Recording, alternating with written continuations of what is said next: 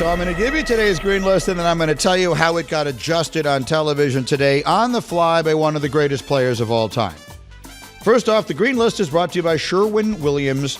Shop the Sherwin-Williams Memorial Day sale. Get 30% off paints and stains from now until June 3rd. Retail sales only. Some exclusions apply. See store for details. Today's green list, the top 5 most dominant runs to an NBA Finals. So winning the championship is not part of the criteria. What you did in the Finals at all is not part of the criteria. These are the top 5 most dominant runs to the NBA Finals. Number 5, I put the faux Sixers. And, of course, they didn't have faux. They only played 2 series back then before the Finals, and they didn't sweep them both. They beat the Knicks in a sweep, and then they beat Milwaukee in 5. And what I'll say about this is I am cheating. I am remembering them in the Finals. I have said a million times, you've heard me say it a million times, the 83 Sixers for 1 year, the best team I ever saw. I've never seen a team dominate the sport the way that team did.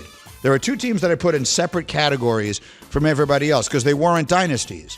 But the 83 Sixers and the 85 Bears, on a one-season basis, were the best teams I ever saw in their respective sports. They were both overshadowed because in the 80s, the Lakers were better and the Celtics were better. In the 80s in football, the 49ers were way better. But for those 1 year or those 1 years, these were the best teams. So I put the Sixers there at number 5. Number 4. Before I put these Celtics, because I decided I'm not going to take into account just how easy the path was, but I'm going to look at how dominant the run was. So they're 12-2. They were never challenged. Jason Tatum averaged 25 points, 10 rebounds, 5 assists. He's the 7th player to average that.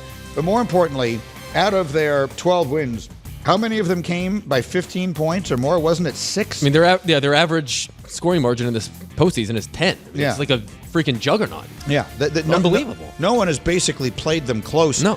The only games they lost were the games that they just kind of decided not to play because they do that sometimes. But I didn't feel real good about putting them in the first place. And so they're the team that I'm going to take out when I make my adjustment. That said, let's keep going. Number 3. 3 is the Shaq and Kobe team we talked about. The 2001 Lakers, they went 11-0 on their way to the Finals. They beat 3 50-win teams on their way there, including sweeping San Antonio. Kobe averaged 32 points a game. Shaq averaged 29 points a game. I will never forget my last ever conversation with the great Kobe Bryant. He was in New York, and he was at the NBA store, and he was promoting a series of children's books that he had done. And he had me come to the NBA store, and we set up like a private room, and I did a 2-part interview that we ran over the course of 2 days on Get Up. And he did not like to talk about his playing career. He was on to the next. He loved talking about the stuff he was doing. But the one thing he did say, because that was when Golden State was dominating the league, the one thing he did say is that his best Laker teams would have beaten them because of Shaq. He said they would have had no answer for Shaq. And that was when Shaq was at his most unstoppable. Shaq, at that juncture of his career, was as dominant as any player that has ever lived. And if this were my list and I were making it independently, it's actually the 01 Lakers that would be first on it. Yeah. This was the most dominant team of all time, in my opinion. Yeah, I mean, I think the more I think about it, the more I think I should have considered putting them on there. Well, let me go through who the other ones are. Number anyway, 2. So we can come back to it. I put the 96 Bulls on there. They were 11-1 on their way to the Finals. Their only loss came in overtime. Jordan averaged 32. You were already aware of that team. They won 72 regular season games, which was the record until Golden State broke it. They're considered the greatest of the Bulls championship teams, even though I don't think they were the individual best ones, but they were the most dominant on their way to the Finals. Number 1. And then number 1, I put the cheat code Warriors.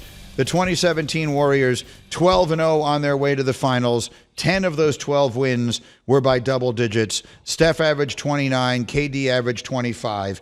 You're going to tell me you would have put Shaq and Kobe ahead of this team. Because of the path. In order to, you sweep all the way through the Western Conference, winning 4 in a row, all against 50-win teams, culminating in a sweep over San Antonio. San Antonio won 58 games that season. The 2017 Warriors were great. When I went back and checked their path, though, it was not quite as difficult. They still beat a pretty good Utah team in the conference semifinals. They handled their business by a long shot, but it wasn't close to being the same kind of path that the 0-1 Lakers did, and they went 12-0 on the way to the finals. So maybe the discussion here really that is more interesting, before I get to Isaiah, the discussion that is more interesting is which was the greater team? Like, was Kobe right?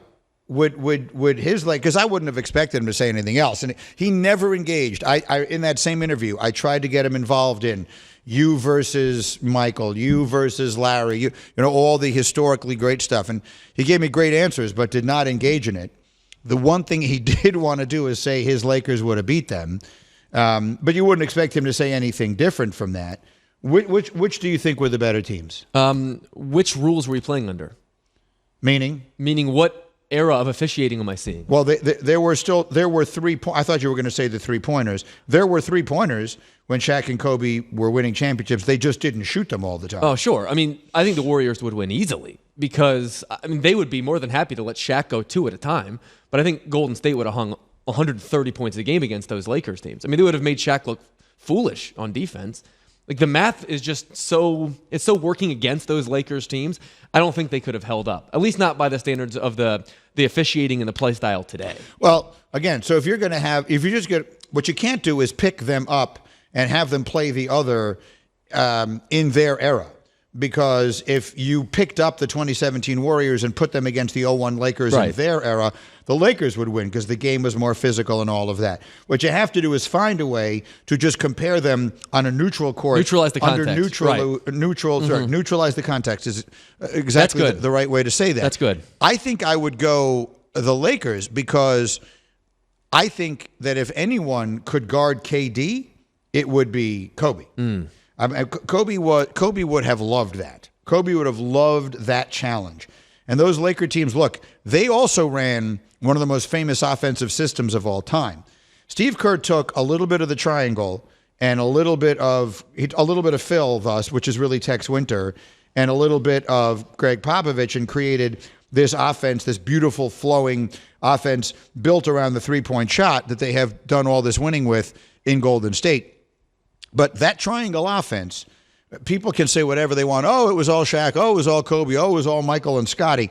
It was also with the right players in it, it was an impossible to stop offense.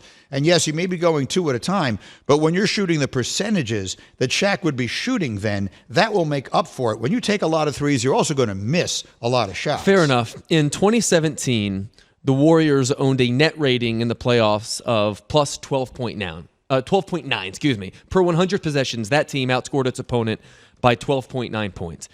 The 2001 Lakers in the playoffs were plus 13.4, a nearly identical margin. I think we've stumbled across, obviously 2 historically great teams that within the context of their time were almost equally dominant. Where would I find the cumulative box? Here it is. So the cumulative box score from that series, I'm talking about the finals now. So this is no longer the path there. The 0-1 finals against Philly? The 0-1 finals against Philly. I just found it. So Shaq in the 5 games averaged 45 minutes per game. He shot 57% from the floor. He averaged 33 points and 16 rebounds, 15.8 rebounds per game against that Philadelphia team. And 5 assists.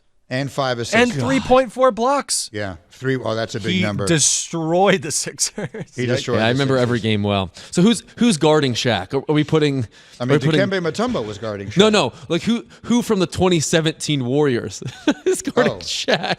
Who was the big guy they had who Zaza Pachulia? Yes, that's it. Who everyone got mad at in San Antonio because they changed the rule in the NBA about letting shooters land. Right. Because he stuck his foot out underneath Kawhi Leonard in game 1 of that Western Conference final, and that was the end of that. Pachulia. There would be that's a good pull. There would also be some Shaq on Draymond Green possessions we would have gotten to watch. Well, no, we would not. Not many of them. The first quarter of game 1, I mean. We would not have seen a whole lot of those possessions. Kobe, by the way, averaged 46.8 minutes per game, averaged 24.6 points, 7.8 rebounds, and 5.8 assists. God, that team was good. So good. They had Horace Grant, they had Derek Fisher, they had Rick Fox, they had Ron Harper, Robert Horry, Tyronn Lue, And Mark Madsen was there for some fun. He came along for the ride, got into 2 of the games. Brian Shaw was on those teams as well. Boy, those teams were good. Did they feel as, because I was a fan of the Sixers at the time, but I was also 11. So did that team feel as inevitable as the 2017 Warriors? The Yes. 2017 Warriors, it felt like I didn't need to watch the games to know what happened. Yes. Same way. The answer is yes. Same way. In all 3 of their finals. Now, but here's the thing. And when I say all 3 of their finals, the 3 in a row that they won, then they play Detroit and they lose. And they were every bit as prohibitive a favorite. Can you look up what the line was? I can. What the odds were on that series? Just give me a sec. So that was when, that was, was that 05? Whatever year, 04, the last right? year, 04, whatever the last year they were together was. They go to the finals, they play Larry Brown's Pistons. They would have been a huge favorite, and they lost. Yeah, they were minus 700. Lay $700 to win 100. That's how favored they were against Detroit. That's my point. Wow. Yeah.